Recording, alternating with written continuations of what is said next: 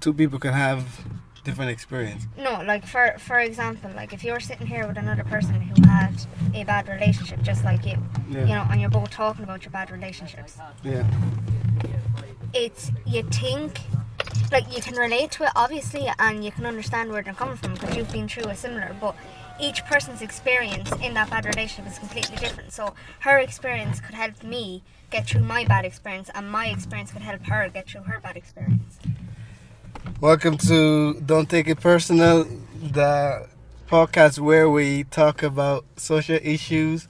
And yeah, my name is Manny, Man to Man. Today our guest is anonymous.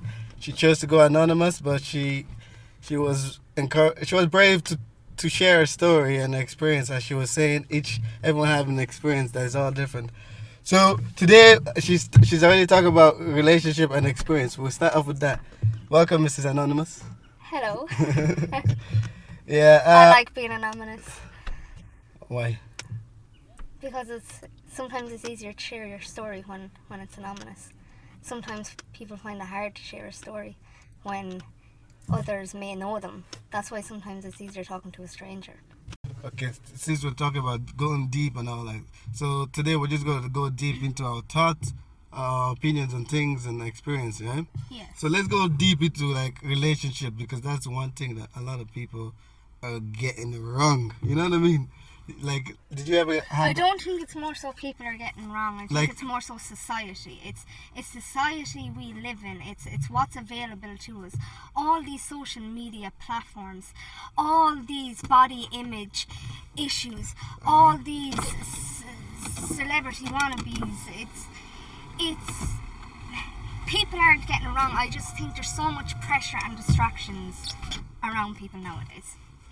Well, do you not... Yeah, but also, like, what about not being right for each other? Like, Yeah. You know, that kind of thing. Yeah, sometimes you end up with people that you just shouldn't be with, that your energies just shouldn't mix together, and sometimes you may never even know that until it's actually ended, you know? That's what I was going to say. You don't... How can people be sure, you know, if it's wrong for them? It could be right, but... I think people need to bring it back to somewhat of the olden age. People need to bring it back and simplify it. And that's when you are starting off dating someone, you keep it simple and you keep the sex out of it. Sex complicates a relationship because a different type of emotion comes. Jealousy comes. All the other emotions come. Whereas if you take it slow and actually truly get to know each other, to see if you actually have that connection without sex, then I think you may... It's not more so about knowing, but it's more so you get to know the other person, they get to know you, you get to know each other on a different level than sex. You know, and you'll know. I guess you would know. You'd know if you really like that person, because I think sex is a big factor in every relationship now. So it is, isn't it? It is. So because of the sex, people get confused, right? So before the sex, people, I think, or what do you think on this? People should know who they are first, so they will know what they like or what they want in a person. Exactly. People should know who they are themselves, and they should also know the other person that they are dating. And to do that, I think you need to keep the emotion of sex free, completely free. And that's hard to do. It's hard to do. And it's not to say that by doing this and you get on that you're going to be together forever. It just means that you're really getting to know this person before you start bringing everything else into it. And I just think there's so much pressure on people now, you know, in relationships, especially when you start to get to a certain age. You know, I think people feel like, oh, I need to find someone, I need to settle down, I need to do this, I need to do that, I need to have a baby, I need to get married. No, you don't have to do any of that. That's not written in stone anywhere. You can do what you want. You need to follow your own path, you know? And what I'm saying, this refers to relationships, is that I think the reason why people are getting it so wrong is because of the pressure to feel on life, the pressure to feel that they need to kind of keep up this image and maybe aren't truly themselves. And this is why sex should be kept out, because I believe that you truly know each other then. And then when the sex comes in, it's going to be magical. Yeah. You know, and a lot of people think that, but what happens if they're not good in bed? What happens if they're this? What happens if they're that? Well, you know what? It's about working on it. It's about helping each other get good and experimenting, and that brings you to a whole other level. And then you have this like karmic type of relationship. Oof.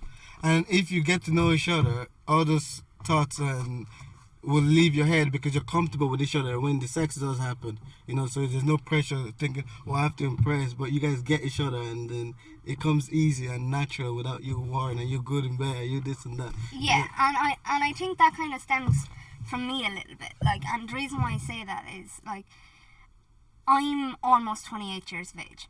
Mm-hmm. I last entered a relationship when I think I was just gone 20 or in around there, and you know, this was after 8 months of being in a relationship for 3.5 years. So, you know, I only had 8 months to myself. You know, I didn't take time to figure myself out. You know, I was quite young. It was obviously maybe around 19 when I finished the 3.5 year relationship. It wasn't me that finished it. It was him that finished it. Sorry about that.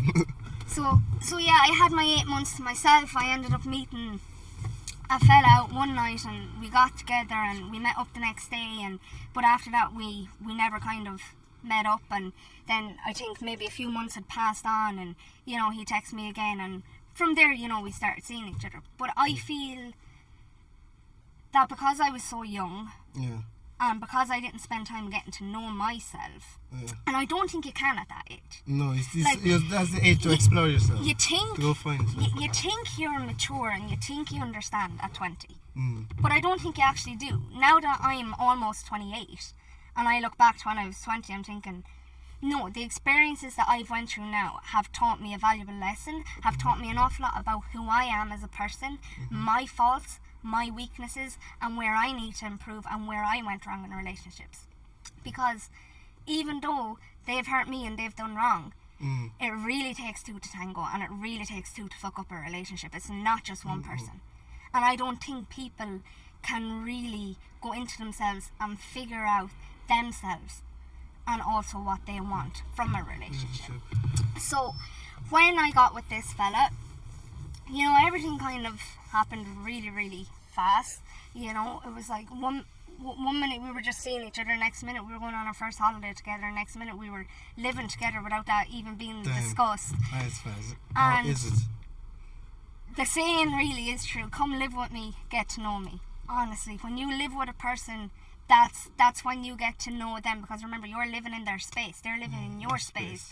You know, you have the stress of bills, you have the stress of everyday life, you have the stress of work, you've got all that going on while you're young. Why do people put that pressure on themselves at that age? I like that. Because it's the way you said it all, it's like some pressure is on them and they're still figuring out themselves. So obviously, it's not wasting your life because the relationship might be good, but there's no rush to it because in time you can still have that. It's true. Like we were playing house. Now I don't feel that there was pressure on me back then. Like no one was saying, Lorna, you have to do this. Like it was just something that happened. And at the time, I was very happy. And I loved living out. And I never thought that I could find a home away from home. And I eventually found a home away from home, even though it was still in my hometown. But it was just, I was so proud of everything that I achieved. But I had to be a real grown-up then. You know, I had to get myself a full-time job. Like, I had to, like, sort shit out. Like, you know, I had a loan at the time.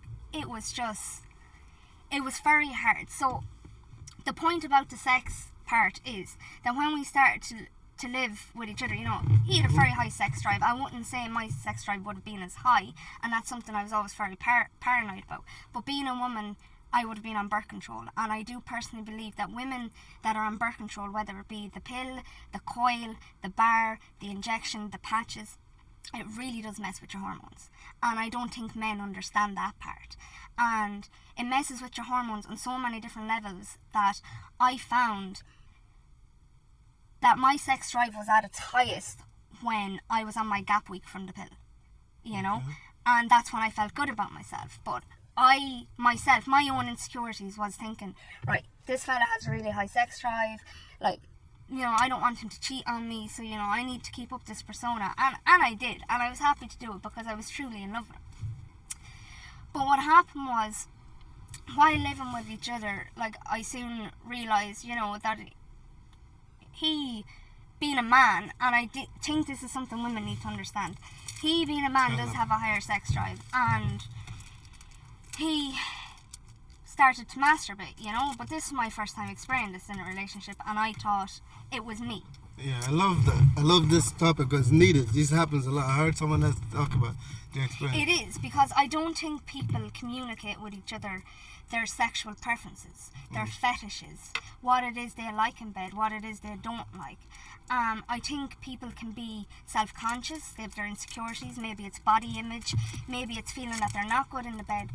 But this is why it's good to get to know someone before the sex. Because I think if you know someone else on a different level, this conversation becomes easier. So I figured out he was starting to masturbate and whatever, and I took it personally because I thought it was me. I thought like he wasn't satisfied in the bed. I thought it wasn't doing the job. You know, I was struggling with weight. Like, you know, I'd gain weight, I'd lose weight, I'd look good for a while, then I wouldn't. So, you know, all this madness along with being a young girl, blah blah blah. So that's madness. It's probably madness, but continue. So obviously that started to cause a bit of friction, and then I realised he was watching porn, and naturally enough, if he's masturbating, he's going to be watching porn. You know.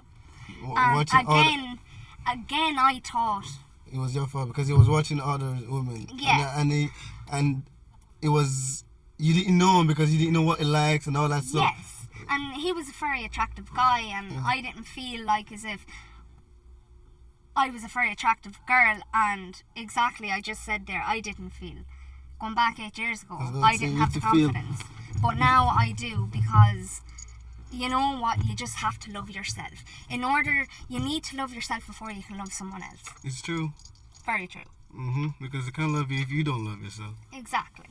So when he was watching porn, you know, I was thinking, okay, I don't do it for him. I'm not attractive enough for him. You know, obviously I don't turn him on. And at the time, like, I didn't really know how to handle it. It was like my heart started racing. It was like as if I felt as though he was cheating on me, even though it's absolute baloney, because he's not. Like, ladies, if he's watching porn and masturbating, so be it. At least he's doing that. Like, it's better than him cheating. And it's not to say that he is going to cheat. What I'm saying is that, like, women feel wanted by time and effort and, like, emotion and affection.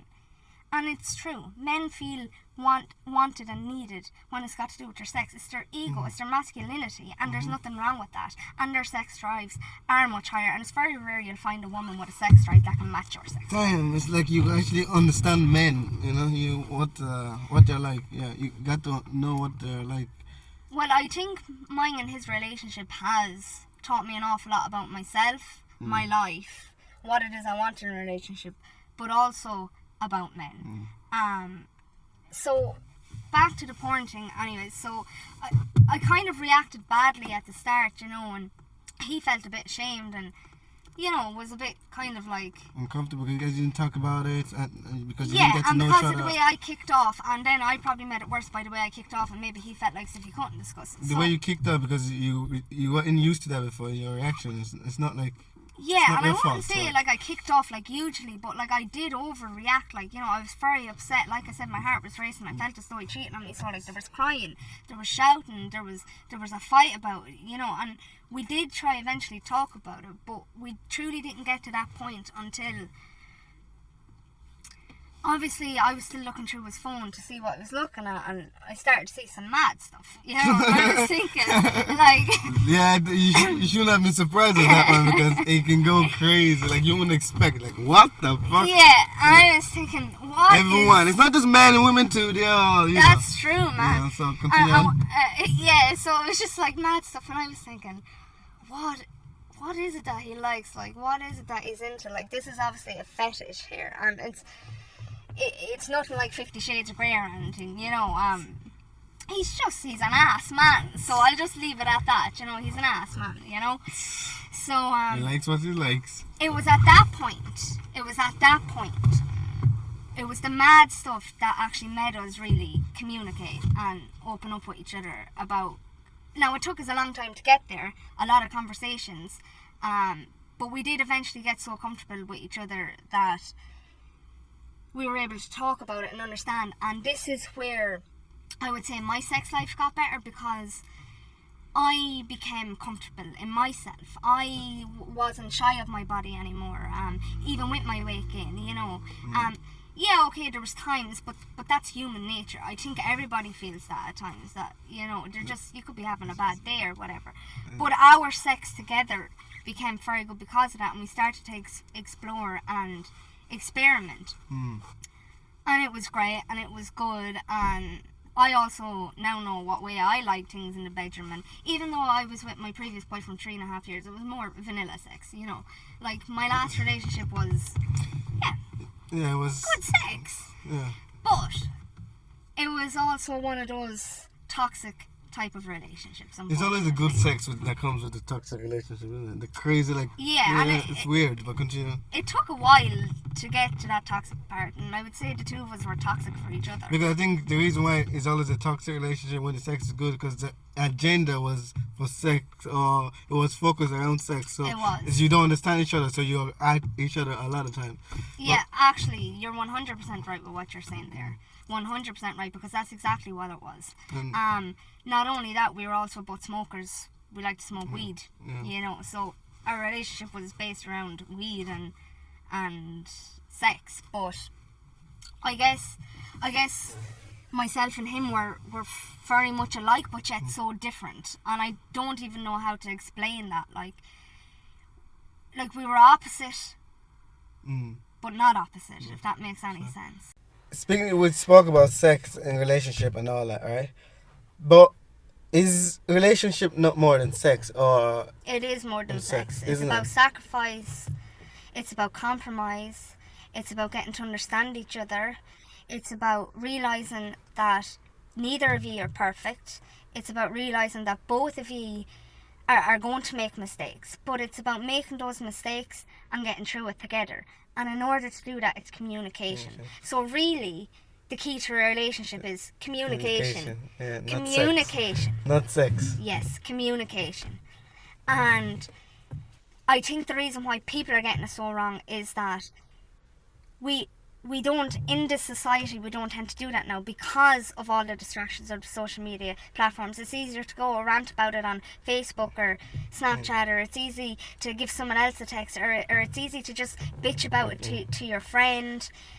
But why isn't it easy to be able to sit down with your partner, the person you claim to love, the person you claim to want to have a life with? Maybe this is what you've planned.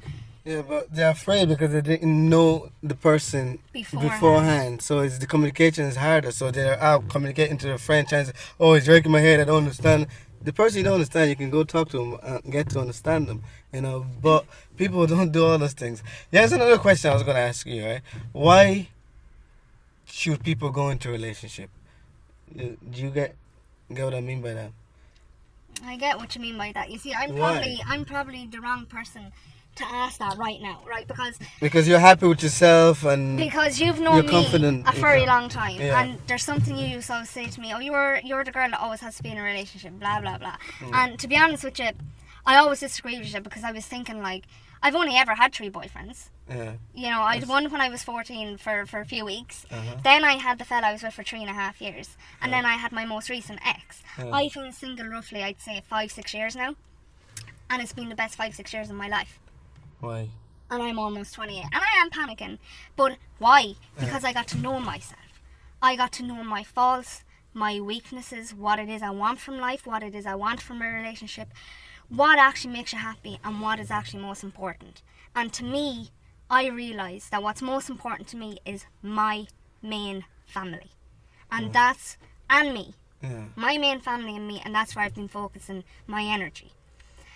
I'm not against relationships, but right now I'm not looking for one. I've been saying it for a long time that I love being single. I love not having the pressure. Like, my last relationship was, I wouldn't say so traumatizing. Like, I guess for me it was. Like, I loved him. I loved the ground that he walked on. Like, but I think now it's not that I'm afraid. It's nothing. It's just the pressures. Exactly what we're just talking about. Pressures. Like, don't want to deal with any of that. Like, you know, I don't want to deal with having to come home from work and feeling like as if I have to give someone a phone call, or feeling like as if I have to text someone, or feeling like as if I have to do this, or feeling like as if I have to do that because of pressures, and it's hard. So right now I'm just choosing to avoid it. But I think relationships are great. You know, but I think it's important to find someone that matches you, that's on your level. Like, focus on what it is you want first, and then you need to attract that. Like, you know, if you want to be a bum just drinking around, then that's exactly what you need to go for, you know. But if you're anyway like enthusiastic about life and want a good life and want a good career and want to focus, like, you need someone that's also motivated like that, so the two of you can do it together and be each other's motivation. That should be I think relationships are great if you work. I think you can really encourage each other, bring each other out of your comfort zones. I do believe opposites attract. No relationship is ever going to be perfect, no matter how perfect you are for each other. Life is always going to get in the way. Emotions are always going to get in the way. Life events are always going to get in the way. And that's a test. Marriages don't last nowadays. They did years ago. Why? Because it didn't have everything that we have access to. So, yeah. Well, here's, wow. This is like...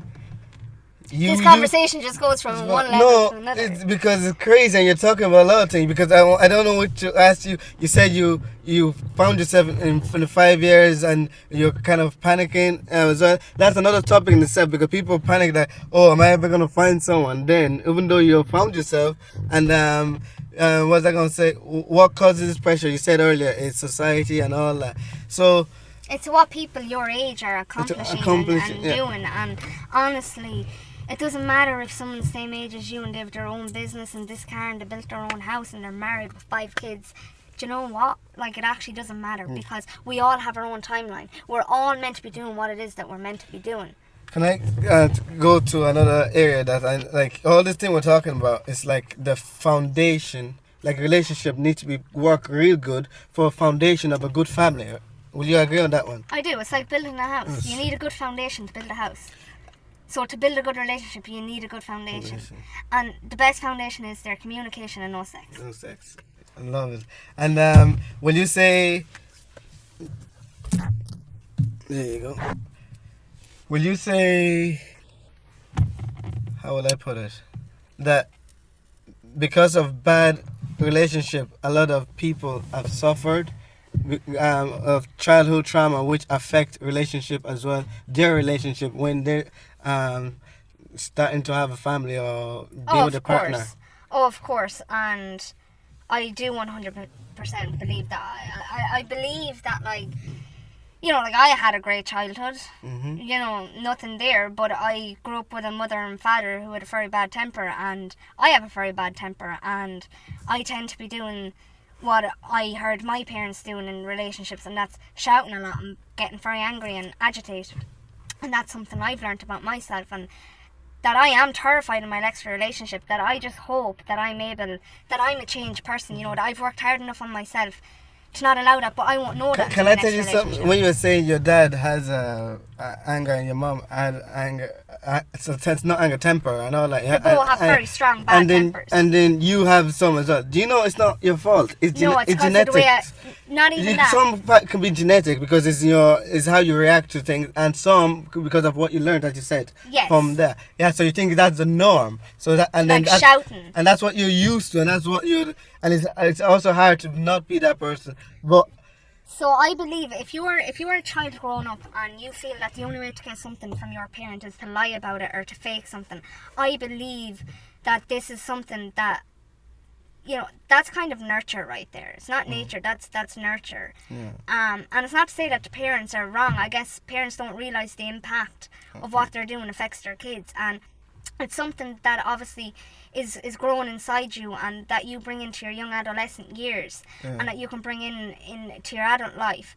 And I think it's until something happens or until someone really has a wake-up call to recognise their own faults that this is because I was a child, and even though it's not their fault, they still need to work on their issue. But you can't find that they can't find that until they take the time, right, to work on themselves and find themselves, because they don't realize, because after your parents, your primary carers, after you leave them, you move on to your life to be independent, and then you being independent, you're gonna meet people, and you're going your way, your behavior that you learned that was probably is not wrong, but it's different to other people, right? And then you didn't work on those things, and then you bring into a relationship, and then that also make the relationship doesn't work. So that's what I'm trying to say, like importance of finding yourself there. Will you agree?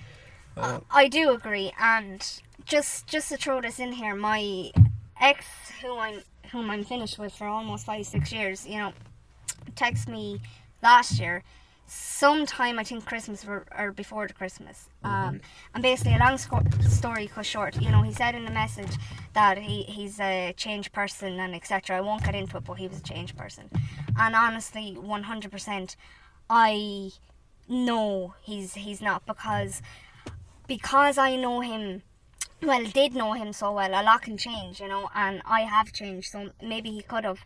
But from the person that I knew, I don't think he was actually capable of reaching deep down in himself and taking that time to actually realise his faults and his weaknesses, because everyone else seems to be to blame, and that was quite evident throughout our relationship, the way he was with other people, and from his past relationships, from what I've heard, you know. So I think this is where he's at fault now, you know, because he's not taking the time to work on his issues and his problems. There's no way he's a changed person. How can a person who blame others and everything is everyone else's fault but theirs, what will make them realize that that they need to change, that their actions affecting people around them? Because it seems like people bring in a lot of, everyone has baggage, but a lot of unsolved issues into another relationship, and it's causing them, it's causing the relationship to just be toxic and stuff. Yes, So because you're using what your ex was like in your present relationship, where your ex and that person are nothing alike. like, yeah. Now, even though, like, I think some people can be attracted to the same type, and I think I tend to attract liars. I don't know why, and I think that's where I realised that, like, I need to change. You know, I think people can have a certain type, and I'm not talking about looks here. It's hard to explain it, but like, we tend to have a certain type that we tend to attract. Yeah. You know, Because of your lifestyle, I suppose. yeah, so I'm kind of contradicting myself there on the other, but what you do have to realise is that the person in front of you now is not your ex. Yeah. You know what I mean? That, like, they're a completely different person, and you can't be bringing your past relationship problems into it. And I think you will if you haven't actually worked on yourself. Because, like I said, it takes two to tango. It really does. It's a 50-50 way. So for me, right, trust issues, right? What can you do to solve that if you have trust issues? How can you solve that? I think that's a tricky one, really. And again, I think, Will you say because you have worked on yourself, you can still trust, or when should you trust somebody? I know now myself, because I seem to have attracted liars, that, and this is not even talking about just relationships here, this is talking about in general, just people in general, that sometimes I do be a bit skeptical of what others are saying to me, because I'm thinking, are they lying? And this could be a family member, this could be a friend, you know, and that's something because you've experienced it so much. And I think people are so good at lying. And have I lied? Yes, of course I have, but I don't think I've ever told a big lie, or like I don't recall ever lying in any of my relationships, because I've never had anything to lie about. But I don't even think it's about lying when it comes to trust. I do think it depends on the person. Like, for me, it depends on me. Like, I need to work on that and say to myself, like, you can't judge that person, like, you can't assume this, like, you know what I mean? Yeah. But I think it is a very complicated thing to work on. It's very hard to go into yourself like that and try that. But I think this is why I've enjoyed being single. You know, I'm enjoying my time focused on myself. I've grown a lot in the last few years. I don't feel that I would have gotten that opportunity if we stayed in a relationship. Our energies just shouldn't have been together. So yeah, I've had a long time to work on this. I've had a long time of being stuck in my head, along with depression. speaking of, you see, all that when you're saying it sounds like a lot to work on, and the pressure of a relationship, and then it can bring depression because you didn't plan to be depressed in a relationship. You go in thinking you're gonna be happy out and you're gonna enjoy it. Yeah, So- and it happened. And then after the relationship ended, like obviously I was still going through my depression now since 2017. Thankfully, it's been a lot better, and in the last 2 years, it's been fantastic. Like I very rarely get down days or anything like that. But I think I'm happy that I went through what I went through, even though at the time it was torture for me. A lot of things had happened, you know, relationship ended, moved back home. You know, the home that I felt was a home away from home, I had to give up. My best friend that I thought was my best friend wasn't, and she was lying to me, and people that I thought were my friends weren't. They were his friends, or they were just up in the apartment for drinking and whatever. So I'm actually damn glad that I went through everything that I went through, because I wouldn't be the person that I am now. I believe that I'm a better person. Each day I try to be a better person than what I was. I spent years in my head judging myself, putting myself down, where I went wrong in the relationship, what was my fault, what wasn't my fault, because I was starting to blame myself for everything because of my depression. But it wasn't my depression that made us end. Yeah. You know, it wasn't, but it didn't fucking help, if that makes any sense.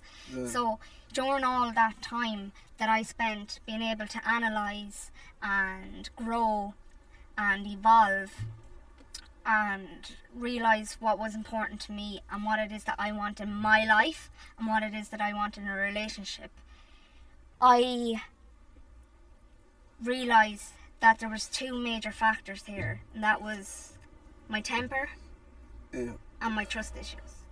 So my temper, I was able to work around that, and I do think now I have the coping mechanisms to kind of, you know, not get so angry straight away if I'm hurt over something, or not to be shouting, and not to get violent with my words. Yeah. Well, can I tell you something there, right? That's that you have worked on, that you're working on, and you found a way, yeah? And You need I'm to still understand- working on I'm it. still working on it, but you need to understand, right? When it's the right person come along, right?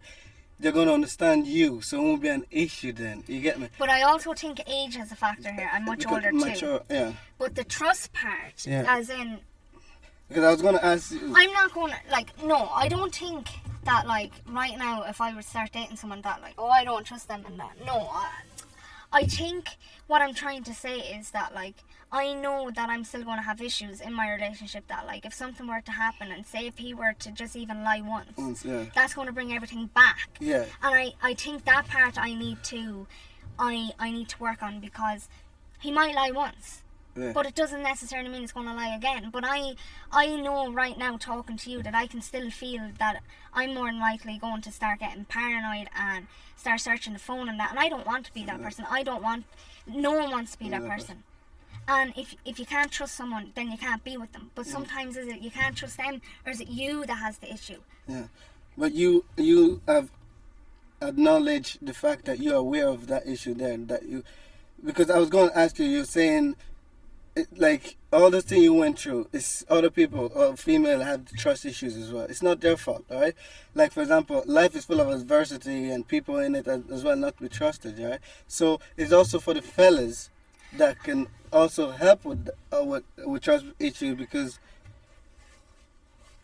it shouldn't be the case of trusting the fellas, but it's both sides. But It is both Okay, sides, and I yeah. think this is something women tend to forget as well, that, like, men are every bit as human as we are. Men feel exactly the way we feel, you know, like a woman and a man running and they both fall, they're both going to get hurt, like, you know, the man's not going to be hurt, like, you know, he's going to be hurt, you know. So men do have trust issues too, and I just think men find it much harder to speak about things and to open up. And I think it's very rare that you'll find a man that's able to go deep in himself and think about what it is that he's done and think about his faults and his weaknesses. I can go deep into that because I am that person. Because I, like, for example, like trust issues. I said men's side as well. Yeah, I have had that. Men get cheated on. Men get cheated on. Do you Men know? get lied to. Do you know? Men get abused.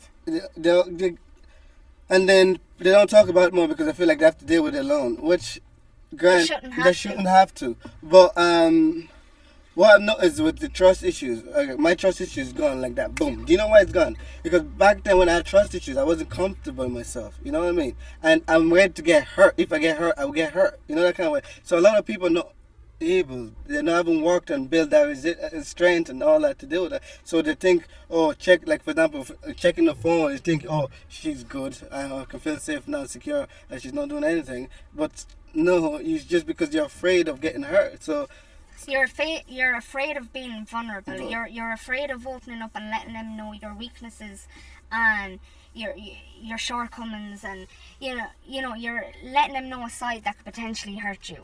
And yes, I think that's on both sexes, but I do think that, like, in relationships, like, I think women can tend to be very good at, like, talking about their feelings and how they're feeling in the relationship and any issues that they're having, but I don't think men do. And I think sometimes it's maybe because the women are so focused on themselves and that, like, I'm the only one hurting here. It's no, your partner is also hurting. Now, it's a completely different story if someone has cheated here. Like, to me, that's just a completely different ballgame, and that's a story for another day. You're giving a reason. Yeah, but we're talking about no reasons here. But